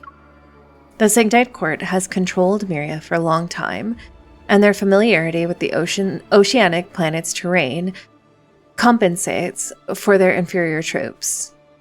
The Empire's advance is exponentially slow. Igniting a war is merely a pyrrhic choice. Killing 1,000 enemies means losing 800 of our own. Given the current circumstances, the best solution is to kill Raphael. She's very angry. She's what I would call magic mad.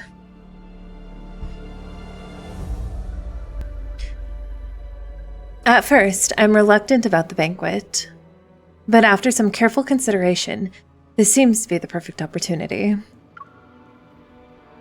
I shall use this chance to figure out what Raphael intends to accomplish with this death banquet. So I attend the event.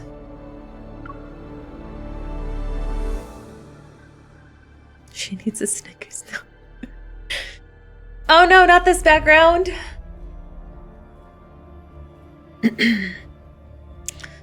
The starship hosting the banquet floats quietly in the cosmos. My forces remain hidden nearby to provide support at a moment's notice. Unlike ordinary spaceships, this vessel has been divided into banquet halls of various sizes. Its interior possesses luxurious decorations.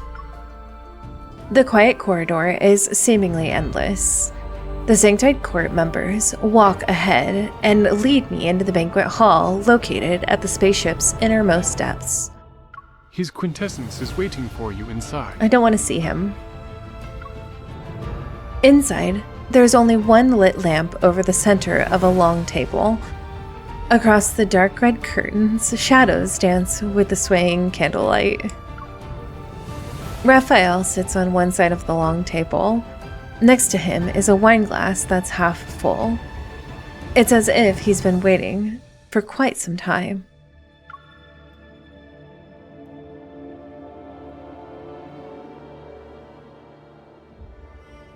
The supposedly dreadful grand unveiling banquet is drinking with the Sanctarch? I wouldn't say it's the grand unveiling banquet. I prefer to think of it as a private invitation. Everyone who has been invited to attend must first demonstrate their loyalty to the Sanctite Court. You're the only exception. but the guests are people from the Empire. Raphael raises his hand slightly, and the red curtain beside the tables are opened. Beyond the glass, a statue of the Stella Ocean stands in the center of an almost dimly lit banquet hall. Bye, thanks for stopping by. Boxes of gold, silver, and jewels lie at the foot of the statue. Their scattered reflections fragmenting solemn lines until they're barely recognizable. Some imperial ministers are devoutly reciting prayers before the statue. I didn't force them to do anything. No? I told them to attend the banquet and offer their most prized possessions. Then, they can gain the Sanctite Court's favor. Once the war in Muria ends, they can become members of the Sanctite Court.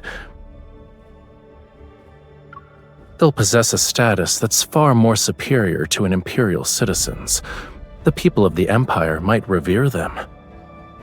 They suspected that I had killed quite a few attendees here, yet, when it comes to the taste of power, they were willing to betray their country. Raphael walks up to the glass and looks at the people on the other side. He seemingly enjoys their greedy behavior. You keep the useful ones who happen to hold high positions in the Empire, convert them to your cause, and use them to undermine the Empire's rule. You extort riches from those who aren't useful to you. Your tactics are more ruthless than the actual warfare. He turns, picks up the wine glass, and hands it to me. This is a banquet. Let's have a drink first. I ignore the glass and don't look at him. Constantly targeting each other will only ensure mutual destruction, but we can change our approach. For example, we can cooperate. No. The Sanctite Court controls the mineral. Cooperation will be difficult when there is a conflict of interest. As soon as I turn to leave, an irresistible force controls me. A fluorescent blue rises from Raphael's pupils.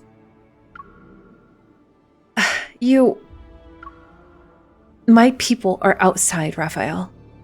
No one wants to see a fight to the death. If anything, I'm your best choice. I mean... My sincerity is eliminating traitors in their quest for power. Do you actually need those who forsake the Empire for small favors? I watch myself pick up the glass. I drain it when go. Oh no. Everything seems to become hazy. I can't even clearly see what's in front of me. There was something in the wine? Where are you taking me? It'll be over soon. No. Ah.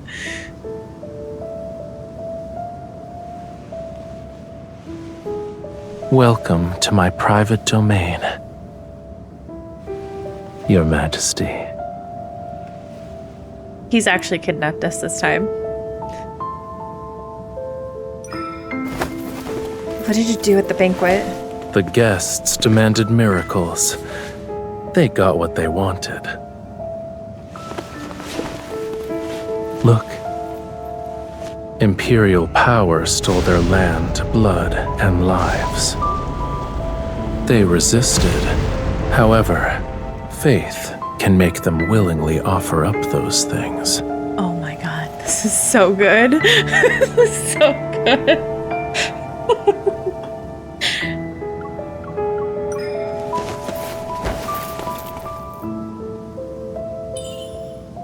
Don't forget, you have a faith built upon my territory.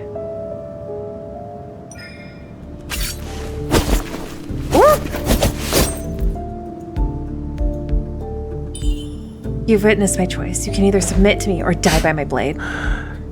Will my death benefit you? Killing me would be the worst choice. What are you doing? Oop! No! Oh my god! They made me do. Try it. I don't mind.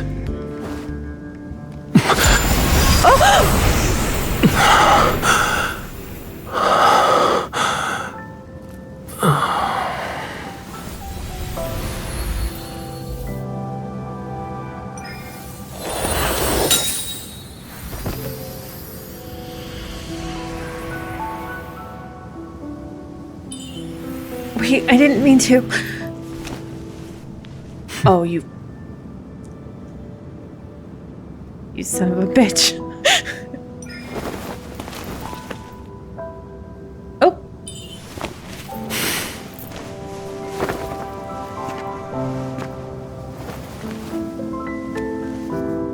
I let you see your own heart, didn't I?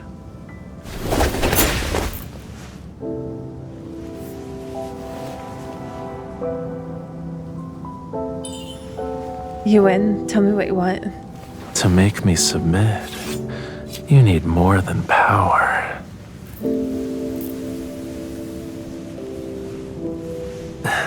Use yourself.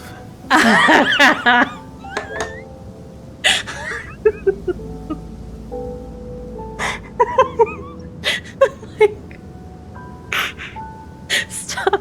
Raphael, I'm having so many conflicted emotions right now.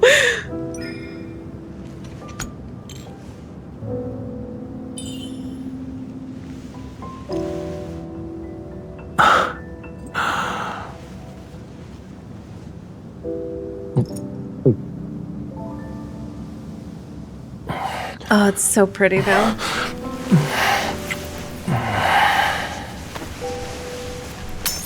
Oh!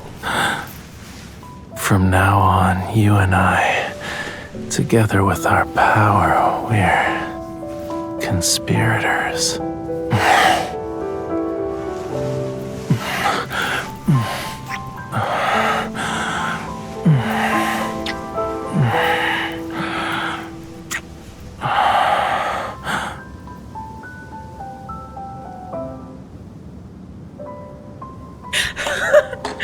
That was a wild. Oh my god. Oh my god.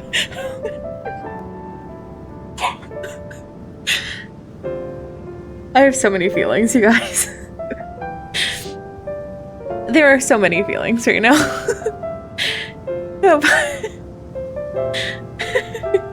The ground is hard, Raph.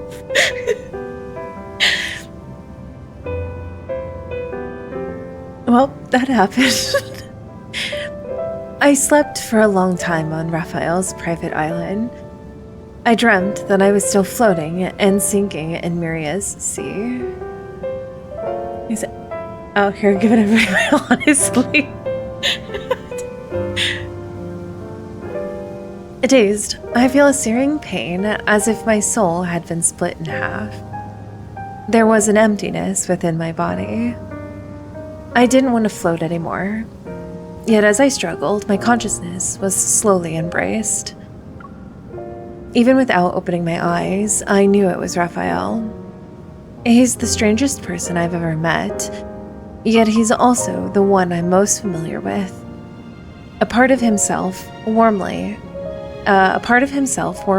tenderly fills me up. Our lives are intertwined.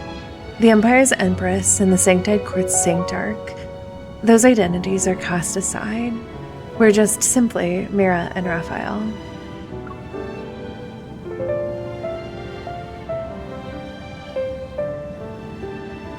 When I wake up, I feel like I've emerged from seawater. There's not a single ounce of strength left in my body. Yeah, I'm sure there's not. The morning light is in the cosmos is more tranquil than the water's surface. It streams in through the portholes to quietly announce the arrival of dawn.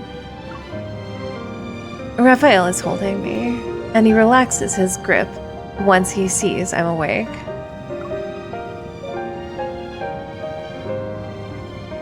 I remember what you said to me when we were in that Marian chapel. It's time. She's thirsty again. You were referring to the time that belonged to Raphael and Mira. I raise my hand, and my fingers caress Raphael's cheek. From that point on, you were no longer Raphael to me. You were only the Sanctide Court's Saint Arc. Actually, I was wondering if the time that belonged to Raphael and you could last forever. So forget what I said. I didn't mean it. No! Raphael lowers his gaze. Only now is he honest with his emotions. His words return to me. Maybe opponents who are evenly matched can be great conspirators.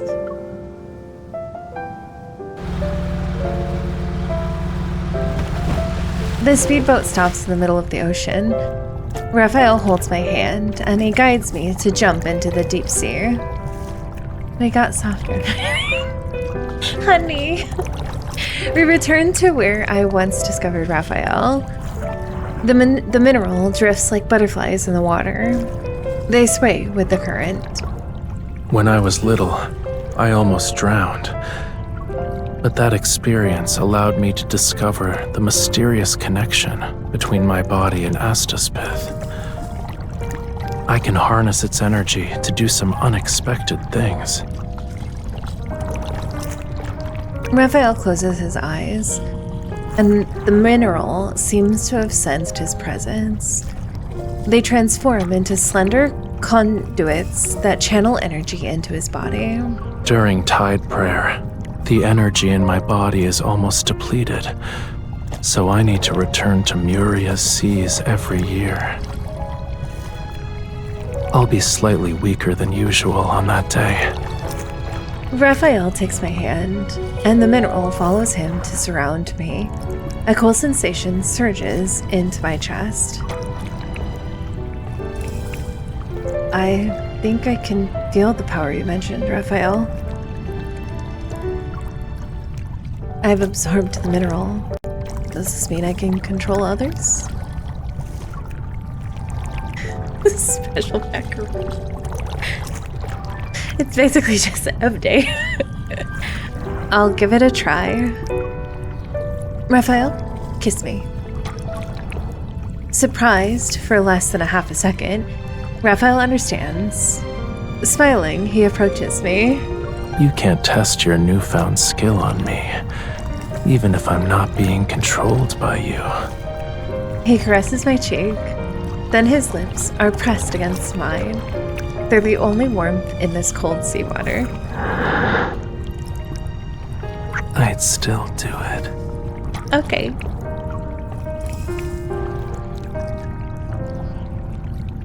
As Raphael gently kisses me, I can sense the power that comes from the mineral as well as our emotions.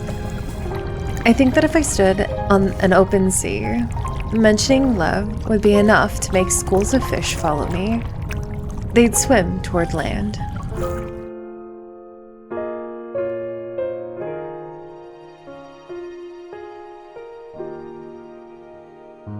I had no intention of using warfare as a long-term strategy. It's more like the result of countless causes. A choice one must use because there's nothing else. But fortunately, it's not the end. Since I cannot completely eliminate the Sanctide Court, I might as well take the olive branch that Raphael extends. We'll step back and cooperate. This is a rational calculation and the outcome I want. After discussing it with the ministers, the Empire and the Sanctide Court agree to a ceasefire in Myria. In exchange, the Sanctide Court and the Empire fairly divided the mining rights for the mineral and clarified their respective interstellar authorities. For centuries, the power struggle between the Sanctite Court and the Empire has ebbed and flowed.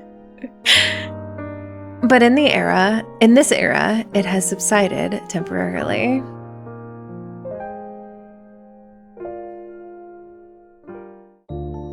Oh.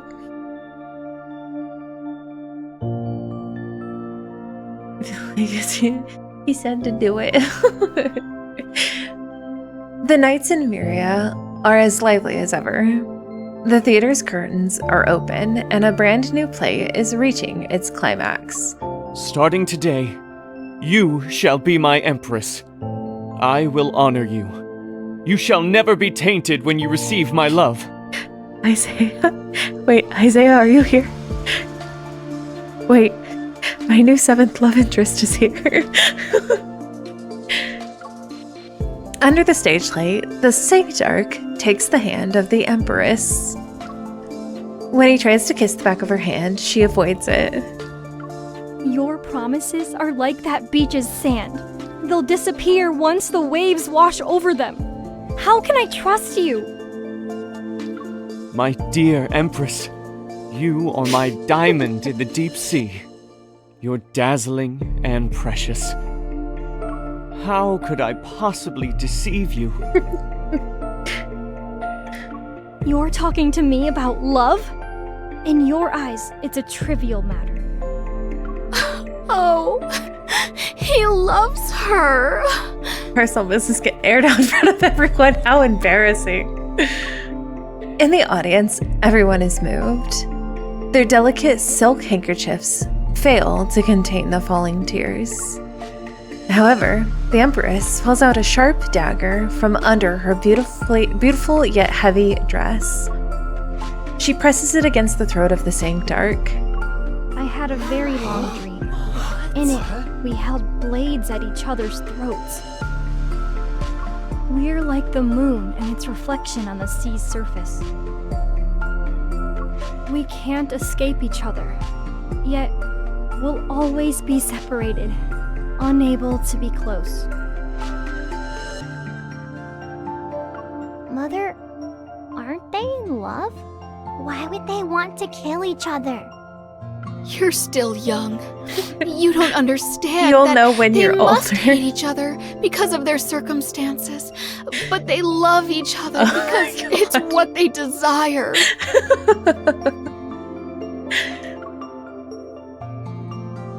The curious crowd frantically enters the theater to witness the love and hate between the Sanctite Court Sanctarch and the Empire's Empress. When someone in Myria says the word love, the sea breeze carries their story. Oh, that was so good! That one was so good! Okay. Oh my gosh, that was so good. Oh man. I can't believe how good that was. My cheeks hurt so bad. I was smiling so much. I liked that one so much. All right, let's see what the bad ending is. I think I have to... Your Majesty. Oh, I'd have to not agree. I enjoyed this. Yeah, this one... Your quintessence.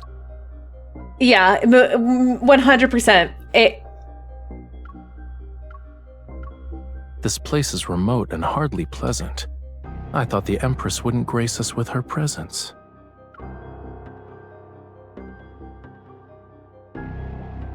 No, that was definitely Isaiah. I recognize that voice anywhere. I'm obsessed with him right now. In accordance. Okay, we have to not agree with him. Lysan, therefore, represent. St. Lilo, sorry. And so, yeah, it was... I do not agree. Okay. The Empire cannot be a subordinate to the Sanctite Court forever.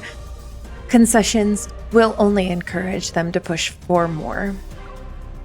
I do not agree. Lysander's punishment should be decided by the Empire. The Sanctite Court has no right to interfere. All is quiet in the chapel. Raphael looks at me.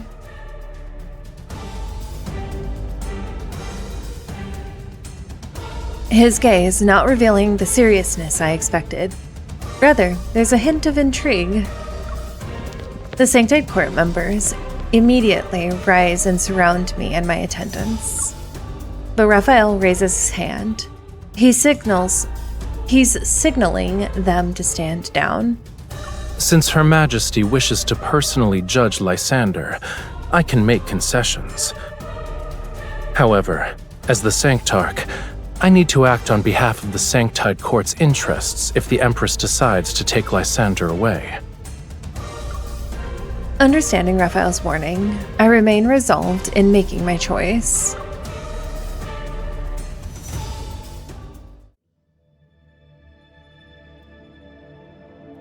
I still remember the sunlight on the day I left the chapel. Resisting the Sanctite Court was easier than I imagined, but making the choice wasn't difficult. The real challenge lay in the consequences. I used all my resources in an effort to find the Sanctite Court's weakness, or rather, Raphael's weakness. I set my sights on Raphael's home planet, Myria. That's where the mineral, the most important resource to the Empire, was located. When I attempted to control it, the Sanctite Court immediately declared war on the Empire. This protracted conflict consumed nearly half of my life. Unfortunately, what I learned during that time happened while I was trapped in the depths of a chapel. Sometimes I wonder if things would have been difficult, assuming the Sanctarch and I stayed in contact. Maybe I would have gotten the chance to sit down and talk with him. But the wheel of history only moves forward. Even though I'm someone caught up in its momentum, I will still do my best to fulfill my duty as an Empress. Excerpt from the Empress's journal.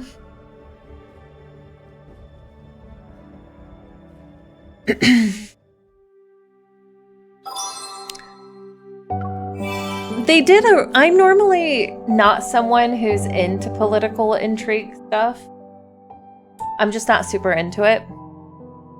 But I'm actually pleasantly surprised when they turn out really well like this.